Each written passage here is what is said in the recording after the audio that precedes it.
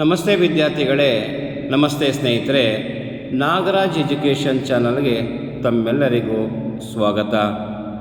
ಇವತ್ತಿನ ಈ ವಿಡಿಯೋದಲ್ಲಿ ದ್ವಿತೀಯ PUC ಕನ್ನಡ ಮಧ್ಯವಾರ್ಷಿಕ ಪರೀಕ್ಷೆ ಅಕ್ಟೋಬರ್ 2023ರಲ್ಲಿ ನಡೆದಂತಹ ಪರೀಕ್ಷೆಯ ಪ್ರಶ್ನೆ ಪತ್ರಿಕೆಯೊಂದನ್ನು ಈ ವಿಡಿಯೋ ಮುಖಾಂತರ ತಮಗೆ ತಲುಪಿಸುವ ಒಂದು ಪ್ರಯತ್ನವನ್ನು ಮಾಡ್ತಾ ಇದ್ದೇನೆ.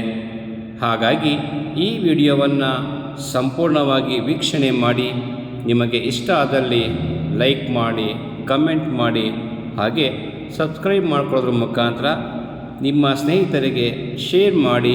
ಇದರ ಒಂದು ಸದುಪಯೋಗವನ್ನು ನೀವು ಪಡ್ಕೊಳ್ಳಿ, ಹಾಗೆ ನಿಮ್ಮ ಸ್ನೇಹಿತರಿಗೂ ಕೂಡ ಕಳಿಸ್ಕೊಡಿ ಅಂತ ಹೇಳಿ ಈ ಮೂಲಕ ತಮ್ಮಲ್ಲಿ ಕೇಳ್ಕೊಳ್ತೇನೆ.